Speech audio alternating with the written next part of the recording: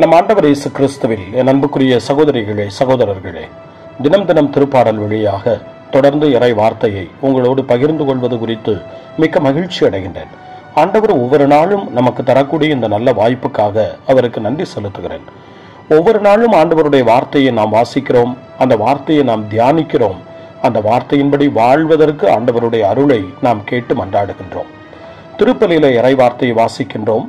இறைவார்த்தை வழிபாட்டிலே இறைவாக்கு அறிவிக்கப்பட்டவுடனே இது ஆண்டவரின் அருள் வாக்கு என்று சொன்னவுடன் நாம் எல்லாரும் சேர்ந்து இறைவா உமக்கு நன்றி என்று சொல்லுகின்றோம். அதனைத் தொடர்ந்து பதிலுரை பாடலிலே தொடர்ந்து ஆண்டவருக்கு நன்றி செலுத்துகிறோம். அவருடைய வாக்குறுதிகளுக்காய் அவரை போற்றுகின்றோம். அவருடைய வார்த்தையின்படி நாம் வாழ்வதற்கு அவருடைய ஆசியை, அவருடைய அருளை பதிலுரை பாடலிலே நாம் கேட்டு பெற்றுக் கொள்ளுகிறோம். இந்த நம்பிக்கையோடு தான் ஒவ்வொரு நாளும் இறை வார்த்தை வழிபாட்டிலே பதிலுரை பாடலை நாம் பாடுவதற்கு அல்லது வாசிப்பதற்கு, அதை நம்முடைய ஜெபமாய் மாற்றுவதற்கு திரு அவையானது திருப்பலியிலே நமக்கு அழைப்பு கொடுக்கின்றது. இன்று நமக்கு பதிலுரை பாடலாக தரப்பட்டிருப்பது திருப்பாடல் 95. 95வது திருப்பாடல் திருவிவிலியத்தில் புகழ்ச்சி பாடல் என்று அழைக்கப்படுகின்றது. ஏறக்குறைய திருப்பாடல்கள் அனைத்துமே ஆண்டவரை, யாவே கடவுளை புகழும் பாடல்கள், அவரை போற்றும் பாடல்கள். அவருடைய படைப்புக்காய், அவருடைய விடுதலைக்காய், அவருடைய தொடர்ந்த பராமரிப்புக்காய், அவர் இந்த மண்ணுலகின் மீதும் மக்கள் மீதும் காட்டுகிறவருடைய பேரன்புக்காய், அவருடைய கனிவிரக்கத்துக்காய் அவரை போற்றி புகழும் திருப்பாடல்கள் தான் சங்கீதங்கள் என்ற பெயரிலே திருவிவிலியத்திலே 150 பாடல்களாக நமக்கு தரப்பட்டிருக்கின்றன. இந்த 95வது பாடல் மிக உன்னதமான ஒரு புகழ்ச்சி பாடல். ஏனென்றால் இங்கே இஸ்ரேல் மக்களுடைய வரலாறு இங்கே மீண்டும் திருப்பி பார்க்கப்படுகிறது, நினைவு கூறப்படுகிறது. இஸ்ரேல் மக்களுடைய விடுதலை வரலாறு இங்கே நினைவு கூறப்படுகிறது. விடுதலையின் கடவுளாக யாவே கடவுள் இந்த திருப்பாடலிலே போற்றப்படுகின்றார். உடன்படிக்கை இந்த திருப்பாடலிலே நினைவு கூறப்படுகின்றது. மக்கள் எப்படி ஆண்டவருடைய விருப்பப்படி வாழ வேண்டும், ஆண்டவருடைய திட்டத்தின்படியும் ஆண்டவருடைய கட்டளையின்படியும் நியமங்களின்படியும் ஒழுங்குமுறைகளின்படியும் வாழ அழைக்கப்பட்டார்கள் என்பதை இந்த திருப்பாடல் எடுத்துச் சொல்லுகிறது. அதே நேரத்தில் அவர்களுடைய தவறுகளையும் அவர்கள் ஆண்டவருடைய உடன்படிக்கை மீறியதையும் கூட இந்த திருப்பாடல் இன்று நமக்கு எடுத்துச் சொல்லுகின்ற போது நாம் உடன்படிக்கைக்கு பிரமாணிக்கமாயிருக்க, உண்மை உள்ளவர்களாயிருக்க இந்த திருப்பாடல் 95 நமக்கு சிறப்பான அழைப்பை தருகிறது. 95வது திருப்பாடலை இன்றைய பதிலுரை பாடலாக நாம் பெற்றிருக்கின்ற போது அதிலே உங்கள் இதயங்களை கடினப்படுத்தாதீர், ஆண்டவரின் குரலை கேட்டிடுவீர் என்ற 7ஆம் வசனமும் 8ஆம் வசனமும் இணைக்கப்பட்ட அந்த பல்லவி இந்த பதிலுரை பாடலினுடைய பல்லவி வசனமாய் நமக்கு தரப்படுகிறது. அவரே நம் கடவுள், நாமோ அவரது மேய்ச்சலின் மக்கள், நாம் அவர் பேணி காக்கும் ஆடுகள், இன்று நீங்கள் அவரது குரலுக்கு செவி கொடுத்தால் எத்துணை நலம் என்று 7வது வசனம் சொல்லுகிறது. ஆண்டவருடைய குரலை கேட்டிடுவீர் என்று பல்லவி என்று நமக்கு சொல்லுகிறதே, அது 7ஆம் வசனத்திலிருந்து எடுக்கப்பட்டிருக்கிறது. அன்று மெரிபாவிலும் பாலை நிலத்தில் மாசாவிலும் செய்தது போல் உங்கள் இதயத்தை கடினப்படுத்தி கொள்ளாதீர்கள் என்ற அந்த 8வது வசனம் வரலாற்றை, இஸ்ரேல் மக்களுடைய அந்த விடுதலை பயணத்தை, பாலைவனத்திலே அவர்கள் நடந்த 40 ஆண்டுகள் பயணத்தை நமக்கு நினைவுபடுத்துகிறது. ஆனால் மெரிபாவிலும் மாசாவிலும் அவர்கள் தங்களுடைய இதயத்தை ஆண்டவருக்கு எதிராய் கடினப்படுத்தி கொண்டார்கள். முணுமுணுப்புகளை அதிகப்படுத்தினார்கள், மீறுதல்களை அதிகப்படுத்தினார்கள், கீழ்ப்படியாமையை அதிகப்படுத்தினார்கள். உடன்படிக்கையினுடைய உறவுக்கு எதிராக அவர்கள் நடந்து கொண்டார்கள். கடவுள் அவர்களை மீட்டு கொண்டு வந்ததை, எகிப்திலிருந்து, அடிமைத்தனத்திலிருந்து, அந்த அவலத்திலிருந்து தங்களை மீட்டு வாழ்வு தரும் கடவுளாய், உணவளிக்கும் கடவுளாய், தாகத்தை தீர்க்கும் கடவுளாய், அவர்களுக்கு எல்லாவற்றையும் கொடுத்து பராமரிக்கும் கடவுளாய் அந்த யாவே கடவுள் இருந்ததை மறந்து போனார்கள். தங்களுடைய மனதையும் இதயத்தையும் அவர்கள் கடினப்படுத்தி கொண்டார்கள். அப்படி நீங்கள் கடினப்படுத்தி கொள்ளாதீர்கள் என்று 8வது வசனம் என்று நமக்கு அறிவுரை தருகின்றது. இந்த திருப்பாடல் புகழ்ச்சி பாடல் என்று நாம் சொல்லுகின்ற போது நம்முடைய திரு வழிபாடு நமக்கு காட்டக்கூடிய திரு அவையினுடைய ஜெபம் என்று சொல்லுகிறோம்.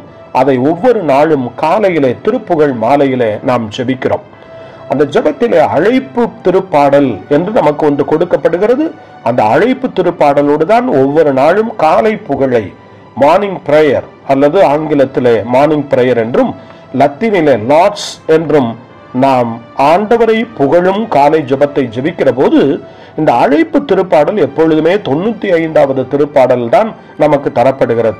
இந்த 95வது திருப்பாடலுக்கு இணையான திருப்பாடல்களாக 100வது பாடல், 24வது பாடல் தரப்பட்டாலும் மிக முக்கியமான ஒரு திருப்பாடலாக இந்த 95வது திருப்பாடல் காலையிலேயே நம்முடைய மீட்பு வரலாற்றை நினைவு கூர்ந்து ஆண்டவரை போற்றி புகழும் பாடலாக நமக்கு தரப்பட்டிருக்கிறது. இந்த பாடலினுடைய மையம் வரலாற்றை நினைவு கூறுவது மட்டுமல்ல, நாம் நம்முடைய இதயத்தை நாம் இறைவனுக்கு உகந்த இல்லமாய் மாற்றிக்கொள்ள வேண்டும். நம்முடைய வாழ்வை இறைவனுக்கு உகந்த வாழ்வாய் மாற்றிக்கொள்ள வேண்டும். எனவேதான் இந்த பல்லவி நமக்கு அழைப்பு தருகிறது. உங்கள் இதயத்தை கடினப்படுத்தாதீர், ஆண்டவருடைய குரலை கேட்டிடுவீர். பல நேரங்களில் நம்முடைய மனம் இறுகி போய் விடுகின்றது. கல்லான இதயமாய் நாம் மாறிவிடுகின்றோம். எனவேதான் கல்லான இதயத்தை நீங்கள் விட்டுவிட்டு கனிவான இதயத்தை பெற்றுக்கொள்ளுங்கள் என்ற இறைவாக்கினர்கள் அழைப்பு கொடுத்தார்கள். உங்களுடைய உடைகளை அல்ல, உள்ளங்களை கிழித்துக் கொள்ளுங்கள் என்று யோவேல் இறைவாக்கினருடைய புத்தகத்திலே சொல்லப்படுவதனுடைய காரணம் என்ன? வெளிப்புறத்திலே செய்யக்கூடிய தவச் செயல்கள் அல்ல, வெளிப்புறத்திலே நாம் காட்டக்கூடிய அறச்செயல்கள் அல்ல, அது உள்ளத்தினுடைய நிறைவிலிருந்து உள்ளத்தினுடைய மாற்றத்தின் செயல்களாய் அது வெளிப்பட வேண்டும். நம்முடைய உள்ளத்திலே வெறுப்பையும் வைராக்கியத்தையும் வைத்துக்கொண்டு பல நேரங்களில் நாம் பழி வாங்க துடித்துக் கொண்டிருக்கிறோம். ஆனால் வெளியிலே சிரித்துக் கொண்டிருக்கின்றோம்.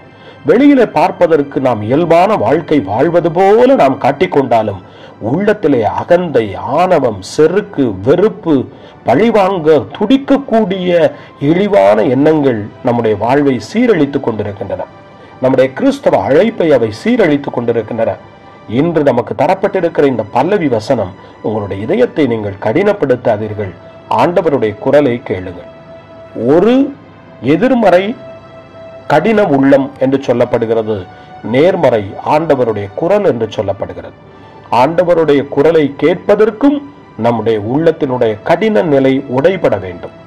ஆண்டவருடைய குரலை கேட்டு அவருடைய வார்த்தையை கேட்க வேண்டுமானால் நம்முடைய வாழ்வில் இந்த கடினமான கசப்பு மனப்பான்மை, கடினமான துரோக மனப்பான்மை, கடினமான பழிக்கு பழி வாங்கும் மனப்பான்மைகள் நம்மை விட்டு விலக வேண்டும். ஒருவேளை அதை நாம் மாற்றியும் வாசிக்கலாம்.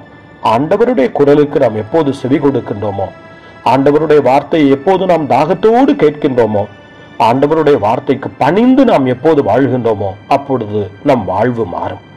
நம்முடைய கடின உள்ளம் மாறும். நம்முடைய கசப்பான அந்த இதயம் மாறும். வெறுப்பு, வைராக்கியம் நிறைந்த அந்த உள்ளத்தை ஆண்டவர் உடைப்பார்.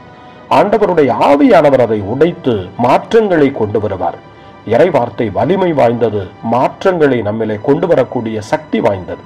அது நலமான மாற்றங்களை, மனித வாழ்வுக்கு தேவையான மாற்றங்களை அது கொண்டு வரக்கூடிய ஆற்றலும் சக்தியும் நிறைந்தது. இந்த திருப்பாடல் இன்று நம்முடைய வாழ்வுக்கு மாற்றத்தை, இறைவன் விரும்புகிற மாற்றத்தை அது கொண்டு வரக்கூடிய திருப்பாடலாய் இருக்கின்றது. எனவேதான் 7ஆம் வசனம் தொடர்ந்து சொல்லுகிறது, நாம் அவருடைய மக்கள், அவருடைய மேய்ச்சலின் மக்கள், அவரே நம் கடவுள், அவர் நமக்கு ஆயன் என்று சொல்வது மட்டுமல்ல, நாம் அவர் பேணி காக்கும் ஆடுகள் என்று இந்த திருப்பாடல் 7ஆம் வசனம் சொல்லுகிறது. ஆண்டவர் நம்மை பேணி காக்கின்றார். நம்மை அவர் கண்டுகொள்ளாமல் இருப்பதில்லை. நம்மை பராமரிக்கும் கடவுள், நம்மை பின்தொடரும் கடவுள், நமக்கு முன்னால் வழிநடக்கும் ஒரு ஆயன், நமக்கு ஒரு ஆபத்து வருகின்ற பொழுது ஓடி வந்து நம்மை தூக்கி சுமந்து கொள்ளும் ஒரு ஆயன். அப்படிப்பட்ட ஒரு ஆயன் திருப்பாடலாக இந்த 95ஆம் திருப்பாடல் ஆண்டவருடைய அன்பை நமக்கு எடுத்துச் சொல்கிறது.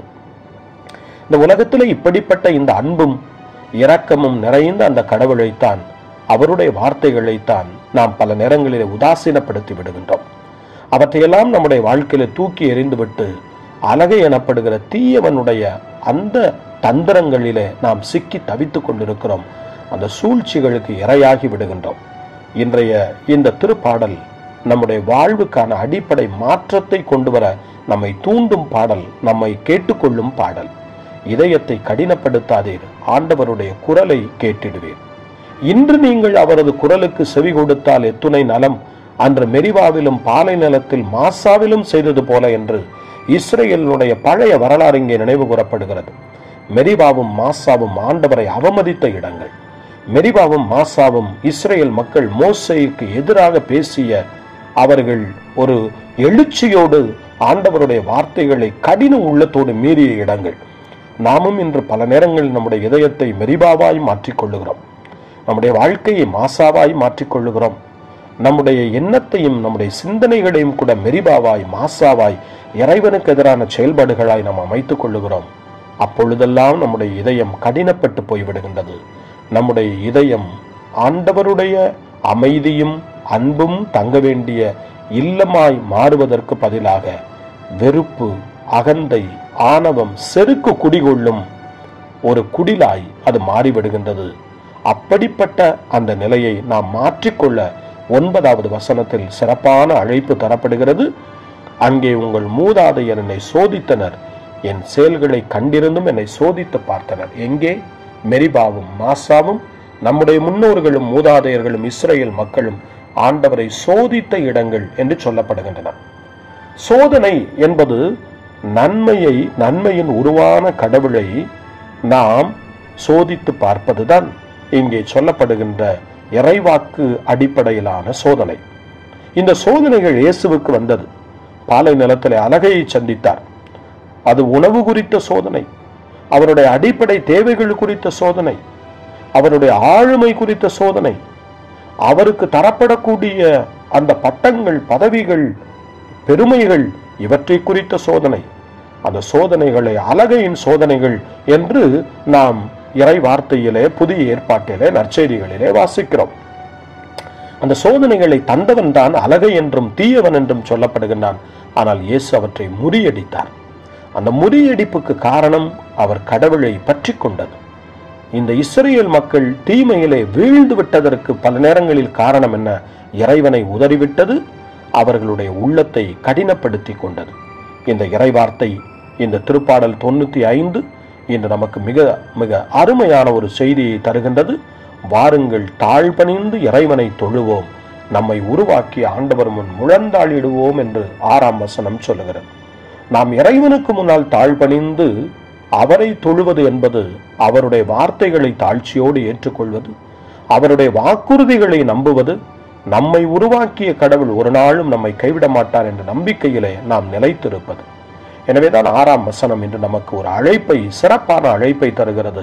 வாருங்கள், தாழ் பணிந்து அவரை தொழுவோம், நம்மை உருவாக்கி ஆண்டவர் முன் முழந்தாளிடுவோம். 2ஆம் வசனத்திலே வாசிக்கிறோம், நன்றியோடு அவர் திருமுன் செல்வோம், புகழ் பாக்களால் அவரை போற்றி ஆர்ப்பரிப்போம். முதல் வசனத்திலே வாருங்கள், ஆண்டவரை புகழ்ந்து பாடுங்கள், நமது மீட்பின் பாறையை போற்றி ஆர்ப்பரியுங்கள். இந்த திருப்பாடலை சற்று வித்தியாசமாக நாம் இன்று 9வது வசனத்திலிருந்து இந்த பதிலுரை பாடலினுடைய வசனங்களாய் தரப்பட்டிருக்கிற அந்த முதல் வசனம் வரை நாம் கீழிருந்து ஒவ்வொரு வசனமாக நாம் வாசித்திருக்கிறோம். எப்படி வாசித்தாலும் இந்த திருப்பாடல் ஆண்டவரை புகழும் பாடல். அதே நேரத்தில் அந்த ஆண்டவரை புகழ்வது வார்த்தையால் அல்ல, நல்ல வாழ்வால், இறைவன் விரும்புகிற வாழ்வால், இறைவன் விரும்புகிற அந்த அழைப்புக்கேற்ற வாழ்வு என்று சொல்லப்படுகிறது அல்லவா? பெற்றுக்கொண்ட அழைப்புக்கேற்று நாம் வாழ வேண்டும். பெற்றுக்கொண்ட அழைப்பு என்ன? இறைவன் காட்டுகிற அந்த உடன்படிக்கை வாழ்வு, தூய வாழ்வு. இறைவன் காட்டுகிற உடன்படிக்கை வாழ்வு அன்பினுடைய வாழ்வு. இறைவன் காட்டுகிற அந்த உடன்படிக்கையின் வாழ்வு என்பது சகோதரத்துவத்தினுடைய வாழ்வு. அதை நம்முடைய வாழ்வில் அன்பின் வாழ்வாய், சகோதரத்துவத்தின் வாழ்வாய், தூய வாழ்வாய், இரக்கத்தின் வாழ்வாய் வாழ வேண்டும் என்பதுதான் இந்த காலத்தின் அழைப்பு, இந்த திருப்பாடலின் அழைப்பு. அந்த அழைப்பை நாம் உணர்ந்தவர்களாய் இப்பொழுது நாம் அனைவரும் இணைந்து என்னை பதிலுரை பாடலின் பல்லவியை சேர்ந்து சொல்லுவோம். உங்கள் இதயத்தை கடினப்படுத்தாதீர், ஆண்டவர் குரலை கேட்டிடுவீர். ஆமென்.